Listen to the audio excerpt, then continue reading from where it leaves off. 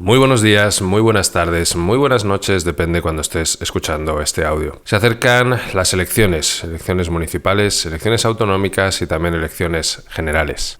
Y si tú eres de aquellos que todavía piensa que España es un país democrático, que vive en democracia con su separación de poderes y que a través de tu voto eres capaz de generar algún cambio al respecto, quédate porque te voy a contar algunas cosas. Han transcurrido ya 45 años desde el momento de la transición del 78, momento desde el cual se nos explicó que España era un país democrático porque cada 4 años teníamos la oportunidad de depositar una papeleta en una urna para elegir en una lista cerrada a un señor que nos representaría durante 4 años y al que seremos incapaces de cesar en sus funciones y puesto porque la única manera de que este señor se vaya, incluso aunque sea corrupto, es su propia dimisión. Define así el diccionario de la Real Academia Española de la Lengua el término democracia. Sistema político en el cual la soberanía reside en el pueblo, que la ejerce directamente o por medio de representantes. Y es que ese o mágico es el que nos otorga una oportunidad de algo que parece ser que no hemos llegado a entender. Se nos ha vendido durante 45 años que tenemos que ser representados, y esto no es así.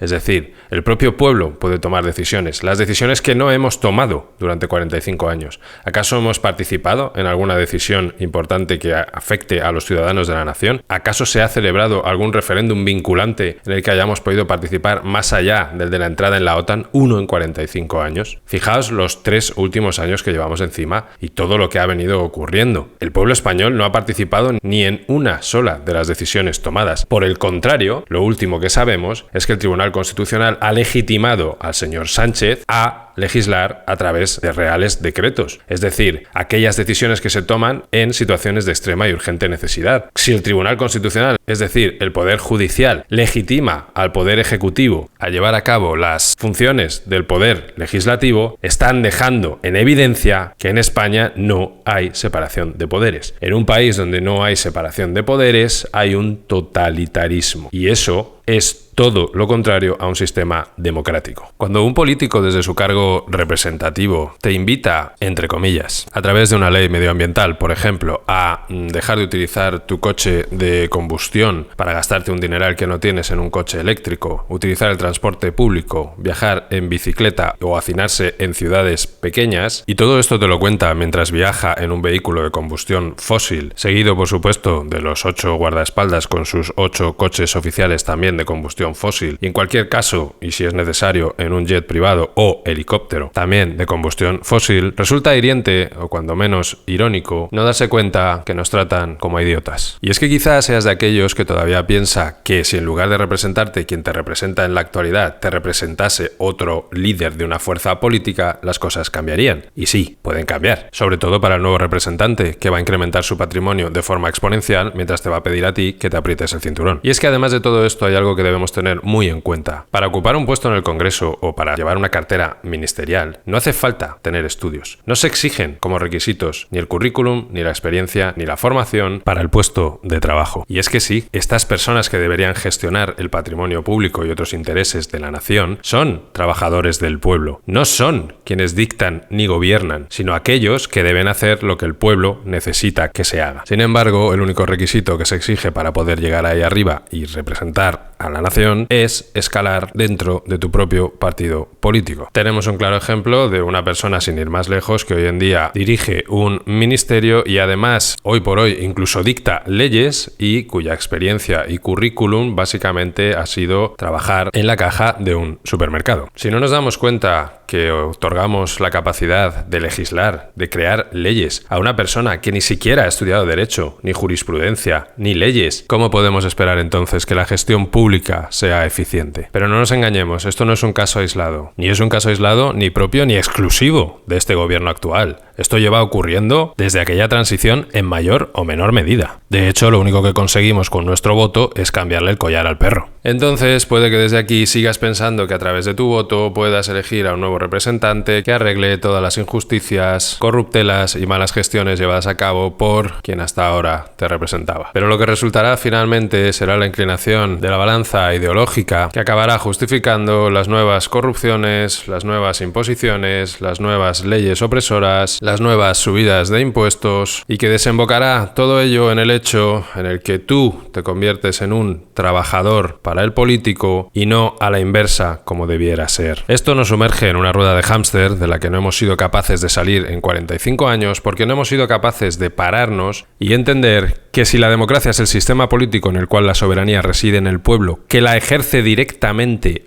o por medio de representantes, a nosotros se nos vendió en la transición, solo la segunda forma, ese o por medio de representantes. Si entendemos, por tanto, y además de forma reconocida, que hay otra forma de llevar a cabo un sistema democrático, que es directamente a través del pueblo sin representantes, entendemos que tenemos otra opción. Ahora tenemos que entender cuál es esa otra opción. Y yo sé que cuando te cuento esto, lo primero que viene a tu mente es un desierto institucional o una falta de infraestructura para llevar a cabo este cambio. Y no, es mucho más sencillo. Te lo voy a explicar. Hasta hoy, esto que llaman democracia, todo lo que nos otorga es la capacidad de emitir un voto cada 4 años para elegir un representante número 1 de lista que pondrá a dedo al resto de cargos públicos para llevar a cabo las distintas funciones ministeriales, sin que ninguna de esas personas haya hecho méritos propios de forma curricular, profesional, formación o expediente. Puede ser elegida en su cargo, por tanto, simplemente por amistad. Estamos, por tanto, todos de acuerdo en que esto es lo que no queremos. ¿Cuál es entonces esa otra forma alternativa en la que se puede ejercer la democracia directamente desde el pueblo? Si dejamos de lado la ley de partidos políticos, por cierto, ley la cual tú no has participado, una ley absolutamente opaca y pactada entre las fuerzas políticas, como ya he explicado, y por cierto, a través de la cual se otorgan millones de euros en subvenciones a campañas políticas, y en lugar de esa ley generamos una nueva ley democrática formal, a través de la cual cualquier ciudadano con formación, experiencia, currículum y capacidad pueda ostentar la gestión de cualquier ministerio dentro de las capacidades que ese currículum, formación y experiencia le otorguen, siendo además este gestor público un trabajador directo del pueblo, el cual pueda ser cesado de sus funciones, de su cargo y de su sueldo en caso de que no sea eficiente, como cualquier trabajador, en lugar de ser él mismo el único que pueda llevar a cabo tal decisión a través del acto de dimisión sin otorgar ese derecho al pueblo. Esto se haría con los hoy existentes 23 ministerios que conforman el gobierno. Sí, así es, elegiríamos a 23 gestores públicos, cada uno encargado de su propio ministerio, sin que existiera entre ellos vinculación personal, familiar o de colegueo. Lo que hace, por un lado, un sistema absolutamente transparente y limpio. Al tener la capacidad de destituir a dicho trabajador, se eliminan los intereses personales del propio cargo. Pero además de todo esto, tendríamos por encima y como máximo exponente, como garante de los derechos, la libertad y el bien común de la nación, a una figura que hasta hoy ha sido absolutamente inútil. Esa responsabilidad recaería sobre el defensor del pueblo, muy bien denominado si realmente se lleva a cabo. Yo no necesito un presidente, necesito un defensor del pueblo, necesito un garante de mis derechos, de mi libertad, de mis intereses y de los del pueblo por encima de los suyos propios. Eso es lo que necesita un pueblo, y este órgano sería el encargado de supervisar al resto de los otros 23 gestores públicos. ¿No se parece esto más a una democracia real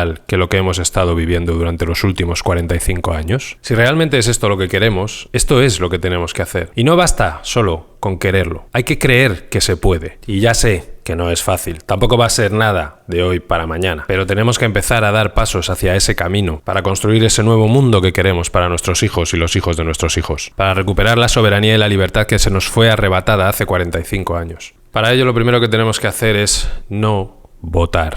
Puedes no acudir a las urnas y aprovechar tu tiempo de la manera mucho más placentera, pero también puedes acudir a las urnas y exponer con alguna de las 10 razones que te voy a dar por las cuales no quieres votar. Eso probablemente produzca un efecto en cadena, alguna reacción con respecto a la gente que esté a tu alrededor y que de alguna manera, por timidez, por miedo, no sean capaces de dar un paso adelante. Eso es mucho más interesante y es el primer gran paso. ¿Esto va a suponer el cambio definitivo hacia lo que realmente queremos? Evidentemente no. Pero vamos a empezar a deslegitimar la ley de partidos políticos, el sistema corrupto que nos rodea, y vamos a empezar a generar ese cambio que estamos buscando. Porque cuando tú votas, lo que estás haciendo es legitimar esa trampa, esa traición, ese sistema corrupto, esa ley de partidos políticos, esas subvenciones, esos trabajadores para los que trabajamos y que no somos capaces de destituir si no se quieren ir ellos. Pero es que además mermas la capacidad de malversar tu voto de manera fraudulenta cuando ya sabemos muchos que el señor Sánchez inyectó una gran cantidad de capitales a una empresa llamada Indra, que es la encargada de hacer el volcado de datos digitales del recuento de votos. ¿Con qué intención? Blanco y en botella. Comencemos, por tanto, a dar pasitos hacia el lugar que nos corresponde. Tomemos como ejemplo naciones como Noruega o Suiza, que aunque bien no son el objetivo final que pretendemos, se aproximan mucho más a la democracia que realmente merecemos. Naciones que, por cierto, consiguieron su estatus democrático a base de protestas sociales y ausencia de votos. Dejemos de legitimar aquello que no queremos y se nos convenció que era el único camino. Comencemos a ver que hay otras alternativas y otras realidades que realmente existen, aunque de forma opaca se nos ocultan a la ciudadanía. Dejemos de mirar hacia otro lado pensando que con nosotros no va este cuento, porque cuando uno es consciente de que hay un tsunami en camino, por muy lejos que esté, tarde o temprano acabará aplastándole. Tomemos, por tanto, acción y, sobre todo, comencemos a creer que se puede. La gente se está dando cuenta, o debería darse cuenta, de que esta guerra sin políticos no existiría.